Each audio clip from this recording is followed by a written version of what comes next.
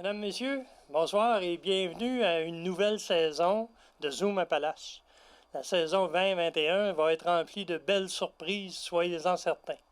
Alors, ce soir, comme invité pour la première semaine de cette saison, j'ai la coordonnatrice de du Centre de femmes La Rose des Vents, Madame Louise Bolduc. Alors, Madame Bolduc, bonsoir, et je vous laisse vous présenter. Alors, Louise Bolduc, comme vous avez dit, coordonnatrice du Centre Femmes La Rose des Vents, un organisme communautaire ici à Thetford Mines. La Rose des Vents, assez surprenant, et probablement que les femmes connaissent le mouvement, mais peut-être moins les hommes. Alors, est-ce que vous pouvez me dresser un peu l'historique, parce que c'est pas d'hier que vous existez? Non, ça a été fondé en 1980, donc cette année, ça fait 40 ans. Ben oui, c'est vrai. Oui, et c'est parti d'un comité du Conseil de la condition féminine de Thetford Mines avec un conseil régional de la Fédération des femmes du Québec. Puis le but était vraiment de se rassembler les femmes pour briser l'isolement, référer les femmes, les aider aussi lorsqu'elles avaient des difficultés et évidemment développer leur autonomie. Donc, c'est pour ça que ça a été fondé au départ par 5 fondatrices de la région. Ça a toujours bien fonctionné, toujours eu plein de membres qui ont adhéré, je présume. Parce que 40 ans plus tard, des fois, des mouvements comme celui-là, ça s'essouffle, mais le vôtre, c'est pas essoufflé. Non, je vous dirais qu'il s'agrandit. On est de plus en plus connus. Malheureusement, en même temps, ça veut dire que les femmes aussi ont de plus en plus de besoins. Donc, mais on fait également aussi beaucoup d'activités bénévoles, de réseautage pour justement briser l'isolement, se créer un réseau d'entraide entre femmes. Donc, le but n'est pas nécessairement d'aider une femme qui a un besoin précis. Souvent, elles vont venir pour une activité, puis c'est là qu'elles vont découvrir c'est quoi le centre femmes, puis elles vont s'impliquer. Au fil des années, vous avez ajouté des cordes à l'arc, dont, entre autres, en 1984, avec la création de la JT, une maison, on peut dire, de transition ou de repos, peut-être, plus de transition pour les femmes violentées. Oui. C'est arrivé comment? J'étais pas là à ce moment-là, mais selon ce que j'ai lu, c'est que comme aujourd'hui, malheureusement encore, il y a beaucoup de femmes qui vivent la violence et il n'y avait pas de lieu pour qu'elles puissent sortir de leur maison et être à l'abri, puis prendre un temps de repos pour prendre des décisions éclairées. Alors, les fondatrices du Centre Femmes, suite à ces constatations-là, ont décidé de démarrer l'AJT, une maison d'hébergement pour femmes et enfants. OK. C'est une maison qui appartient à la Rose des Vents? Non, on était seulement les initiatrices, mais elles sont autonomes, elles ont leur conseil d'administration. C'est vraiment 2 organismes indépendants. OK. Ils sont membres de la Rose des Vents, probablement? Nous, c'est des membres individuels. OK. Donc, mais c'est des très bons partenaires. Mais la formation de la JT, ça a été les bases de la JT, ça a été la Rose des Vents qui Ah, c'est intéressant. Puis après ça, vous avez continué avec le Berceau. Un organisme qui vient en aide aux jeunes femmes enceintes. Oui, aux jeunes mamans de moins de 25 ans. Donc, ça, c'est en 90. Ça peut être des mamans qui sont mariées, mais... Oui, dans le fond, c'est l'âge. C'est vraiment pour outiller les jeunes mamans, puis créer aussi un réseau d'entraide, faire des activités avec des femmes dont la situation se ressemble. Fait que c'est ici au Centre Marie-Agnès Desrosiers. OK. Ça, c'est encore initié par le Centre Femmes en 1990. Mais devenu indépendant. Exactement. Et finalement, comme l'amiante perdait de son lustre, en 2011, vous avez changé de nom. Oui, on a enlevé évidemment le mot amiante, mais on voulait aussi avoir un nom qui représentait bien c'est quoi le Centre Femmes. Donc, c'est de là qu'est venu après, c'est vraiment les femmes du centre on a fait un sondage, puis le nom qui est ressorti, c'est Centre Femmes La Rose des Vents, parce que la Rose des Vents, c'est un outil de repère qui aide à tracer la voie, trouver sa route. Et les branches de la Rose des Vents représentent les alternatives qui s'offrent aux femmes pour les aider à reprendre du pouvoir sur leur vie. Donc, on trouvait que c'était une belle signification pour le centre. Vous avez beaucoup d'activités, dont, entre autres, des cafés-conférences. Vous avez ça tous les mois ou... Normalement, je dis normalement parce qu'on n'est pas dans la période Ben, normale. avec la pandémie, C'est évidemment. ça. Fait que on a 3 saisons, donc on en offre normalement à l'automne et à l'hiver, 8 en journée et 1 à 2 en soirée. C'est les mardis après-midi, puis c'est gratuit. Fait que c'est vraiment des sujets qui vont soit informer, sensibiliser ou faire réfléchir les femmes. Et ça va être offert gratuitement, pas besoin de s'inscrire. Ça peut être donné par des femmes qui sont bien outillées sur la santé psychologique. Ça peut être des experts de vécu qui font un témoignage de leur réalité. On peut avoir une pharmacienne, une notaire. C'est vraiment varié là, comme sujet.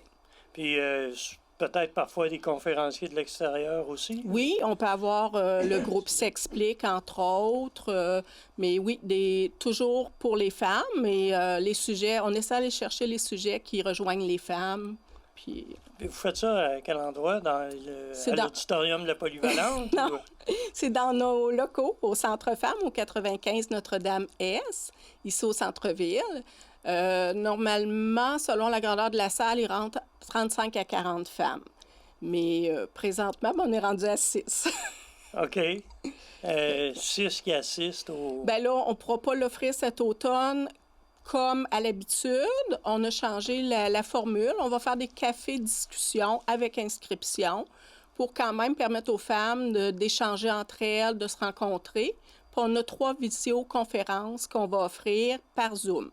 Donc, les femmes vont pouvoir le suivre de chez elles. OK. Mais vous ne faites pas de publicité, là? C'est de bouche à oreille, ça? C'est de bouche à oreille. On fait notre programmation. Normalement, on la distribue, je dis souvent le normalement, parce que à l'habitude, on a environ une 50aine de points de distribution. Mais la semaine dernière, on a appelé les femmes du centre, tous les membres et les participantes pour leur dire que la programmation était prête. Donc, elles sont venues la chercher. Puis on a fait une distribution sur le trottoir pour respecter les consignes, c'est ça. Puis la semaine prochaine, c'est les inscriptions. Fait que ça va leur permettre de la regarder et de nous appeler si elles ont des questions, étant donné qu'il y a beaucoup de changements. Là. OK. Quand vous faites les inscriptions, est-ce qu'il y a des frais pour devenir membre? Ou... Pour être membre du centre, il n'y a pas de frais. Et les ateliers, on charge un 5 qui est total pour que ce soit 6, 8 ou 10 rencontres. C'est pour payer les frais de photocopie, si on peut dire, des petits frais de matériel. Là. Mais on n'empêchera pas une femme qui n'a pas les sous de suivre l'atelier. Ouais. Les ateliers, c'est... entre les conférences? C'est d'autres journées et c'est vraiment différent parce que c'est toujours un groupe fermé. Fait que s'il y a 10 femmes d'inscrites, ça va être les mêmes 10 femmes qui vont travailler ensemble avec, supposons, l'atelier Estime et confiance en soi, écriture spontanée, on en a sur la communication, le pardon. Fait que c'est vraiment un cheminement, mais toujours dans le même thème. Puis, il se crée un réseau, étant donné qu'il y a des confidences personnelles. Fait que c'est pas du tout la même chose qu'un café-conférence. OK. Vous parlez de l'écriture spontanée. Quand j'ai vu ça, j'ai trouvé ça intéressant parce que les personnes écrivent ce qu'ils ressentent. Par la suite, c'est traité en atelier ou... Bien, c'est plus qu'elles vont exprimer. Des fois, il y a un thème imposé. D'autres fois, c'est elles qu'elles le choisissent. Et c'est vraiment pour s'exprimer, puis après ça, partager, si elle le désire seulement, avec les autres femmes. Puis c'est là qu'on voit aussi la vision, comment elle peut être différente d'une femme à l'autre sur, des fois, le même thème. Là. Mm-hmm. Fait que c'est vraiment de l'échange, du partage ensemble. Là. Puis vous aidez aussi les femmes qui vivent seules avec je ne sais pas si c'est un atelier, mais femmes en solo. Oui. On voit ça de plus en plus, des personnes qui vivent seules. C'est un besoin que vous avez découvert qui avaient besoin d'aide? Oui, parce que c'est très difficile pour les femmes qui sont seules et surtout aussi celles qui n'ont pas beaucoup de ressources financières, de se faire un réseau, d'avoir des activités. Donc, par l'atelier, elles connaissent d'autres femmes qui vivent la même situation qu'elles. Elles peuvent partager sur ce qu'elles vivent et on leur amène aussi l'envers de la médaille dans le sens que la solitude peut être une belle chose aussi. Donc, c'est d'apprendre à apprivoiser sa solitude, de se refaire un réseau social. Fait que toute la réalité des femmes qui vivent seules est abordée dans cet atelier-là pour mieux les outiller, pour pas qu'elles s'isolent. OK. Si je comprends bien, c'est des femmes qui n'ont pas fait le choix de vivre seules. C'est des femmes qui sont devenues veuves ou qui ont vécu une séparation sans enfants. Bien, je vous dirais que la majorité, c'est exactement ces femmes-là qui vont s'inscrire à l'atelier, mais ça pourrait aussi être une femme qui a fait le choix de vivre seule et qui veut voir qu'est-ce qu'elle peut faire pour peut-être améliorer sa vie de femme seule, c'est ça. Et de voir aussi qu'est-ce que les autres font, même de partager, elle, comment elle est bien dans cette situation-là. Parce qu'elle a fait ce choix-là, mais elle en a l'expérience aussi, là. Fait que c'est varié, mais majoritairement, oui, c'est des femmes qui partent des occasions, des événements, sont devenues seules, là. Ouais. On dit souvent la vieille fille avec son chat. Vous faites aussi un peu d'initiation à la nourriture avec l'atelier Boucher Santé. Oui. C'est pour des régimes ou... Non, c'était vraiment pour découvrir des aliments, apprendre les bienfaits des aliments des fois inconnus, un partage de recettes, mais c'est pas en lien avec le régime parce qu'on prône pas nécessairement les régimes. On veut que les femmes s'acceptent comme elles sont et qu'elles soient bien comme elles sont. Donc, c'est plus apprendre à bien manger. Mais on va aborder plus la nourriture par nos activités de cuisine collective. OK. Fait que... Alors, le régime keto, vous abordez pas ça? Non, non. Vous avez aussi des cuisines collectives. Vous les faites pas ici, c'est-tu à Saint-Noël? Non, on les fait maintenant dans nos locaux. Ça va faire 2 ans.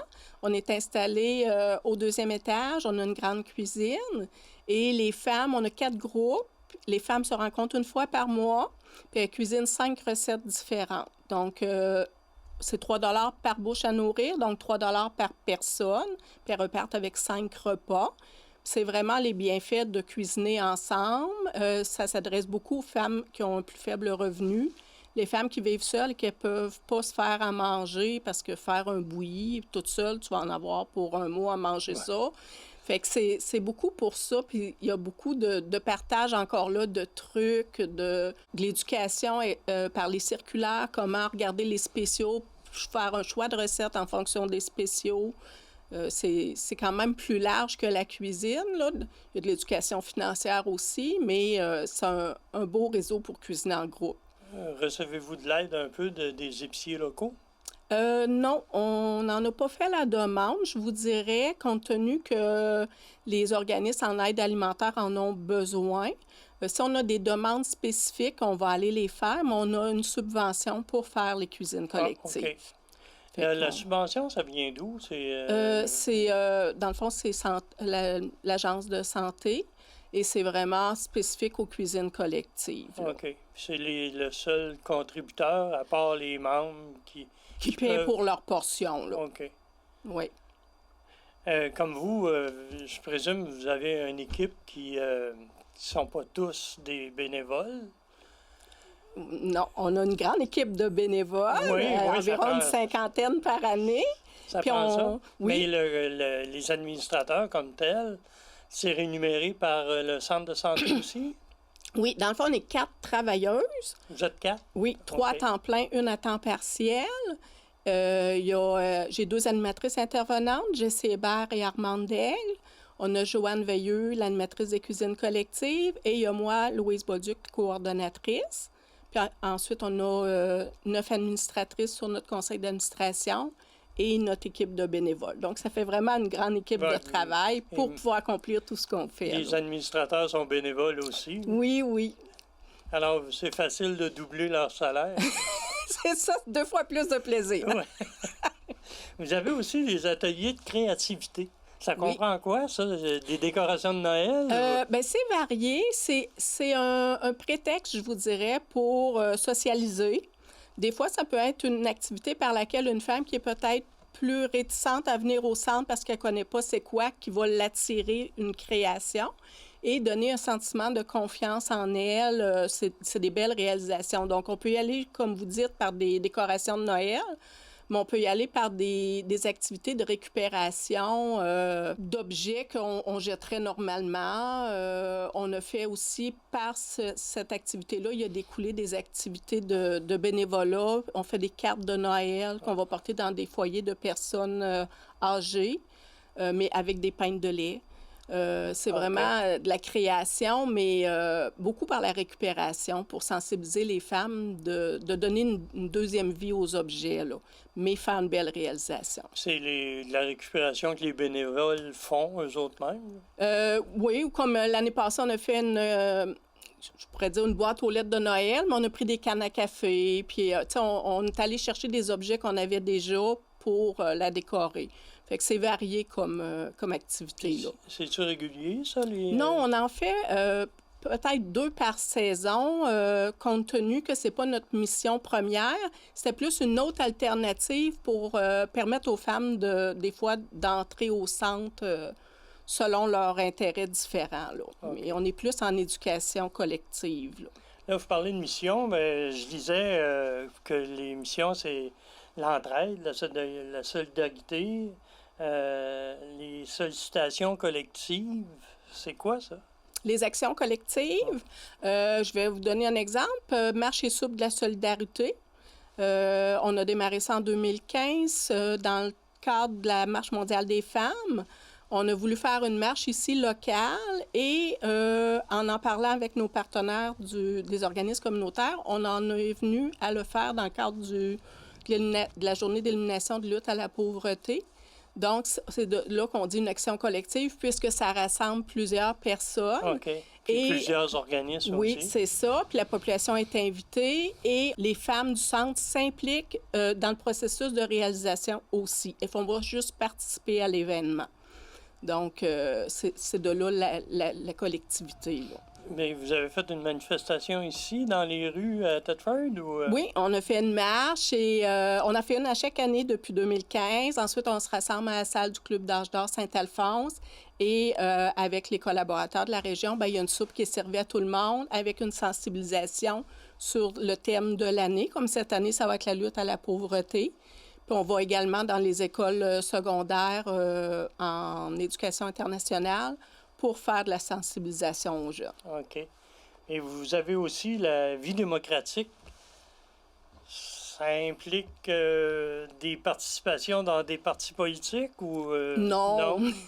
C'est que les femmes, pour être membres du centre, c'est gratuit. Donc, elles peuvent devenir membres, mais en devenant membres, ça leur donne le privilège d'assister à l'Assemblée générale, de poser leur candidature si elles veulent être administratrices au centre, d'avoir un droit de vote sur le choix des administratrices.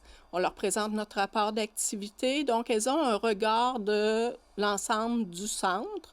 Puis, elles ont un droit de parole également. Donc, c'est une belle façon de les impliquer graduellement au niveau démocratique. Quand on dit démocratique, c'est ça. Elles ont leur droit de vote. Elles peuvent également se présenter. Puis souvent, à la suite, lorsqu'elles ont été administratrices au centre, bien, elles vont sur d'autres conseils d'administration de d'autres organismes communautaires. Fait que pour nous, c'est une belle réalisation parce que ça leur a donné le goût de s'impliquer. On peut peut-être en retrouver de ces femmes-là dans la politique municipale? Je vous dirais que sûrement, là, vite comme ça, je le sais pas. L'an prochain, c'est les élections municipales. Oui. Et on sait que depuis plusieurs années, la participation des femmes à la vie municipale est très, très faible. Oui, mais je vous dirais que le milieu est peut-être pas adapté pour que les femmes puissent s'impliquer tout en ayant une famille. Parce que quand on regarde, tu sais, des réunions qui commencent à 3 heures, qui finissent à 11 heures, ça peut être difficile pour une maman ou... Puis c'est un milieu d'hommes, donc il faut avoir quand même une certaine bonne dose de confiance en soi, des bons appuis extérieurs pour se lancer. Puis c'est ce qu'on aimerait parce que s'il y a plus de femmes, ça va mieux représenter la situation réelle de toute la population. On va avoir les yeux des femmes dans les prises de décision. Et de là, dans l'émission, l'autonomie. Oui.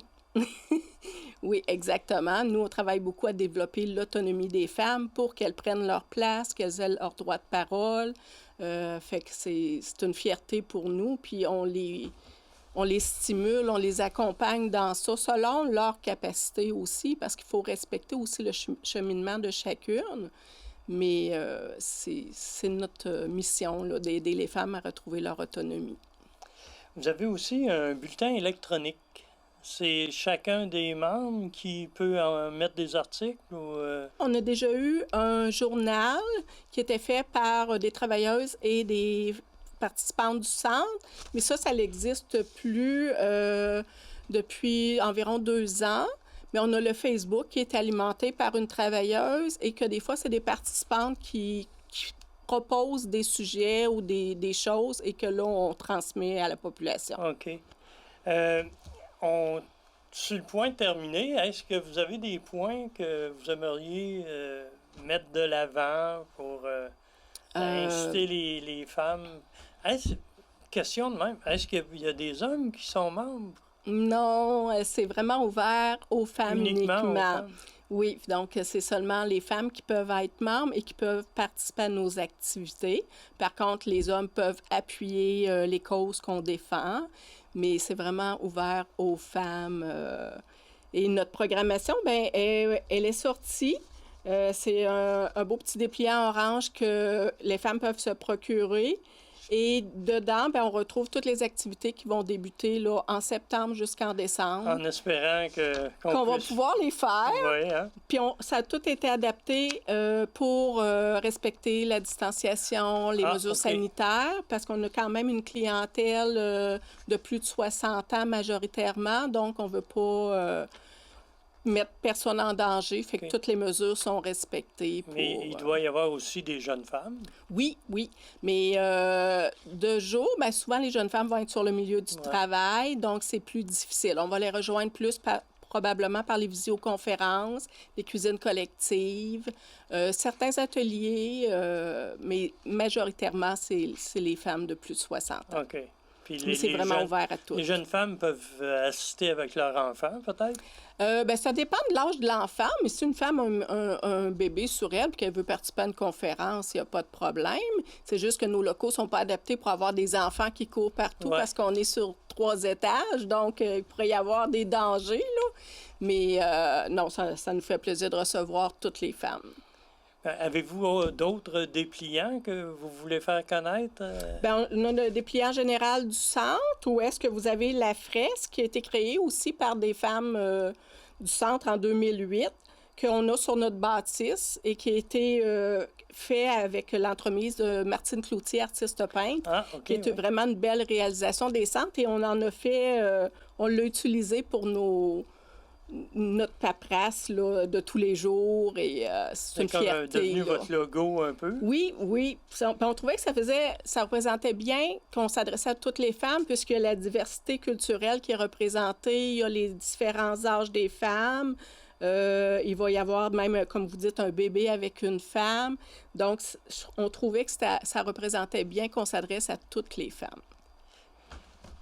Avez-vous autre chose pour inciter des nouveaux membres à venir vous rejoindre? Bien, on est toujours heureuse. Il ne faut pas avoir peur de venir nous voir. Vous cognez à la porte, vous allez avoir une réponse immédiate. Au 95 Notre-Dame. Exactement. On a la belle fresque qui vous indique où se rendre et on va vous accueillir avec plaisir. Bien, je vous remercie beaucoup. J'espère que les gens vont commencer à vous appeler plus régulièrement pour avoir peut-être participer à des ateliers ou des conférences. Oui. Alors, merci, mesdames et messieurs.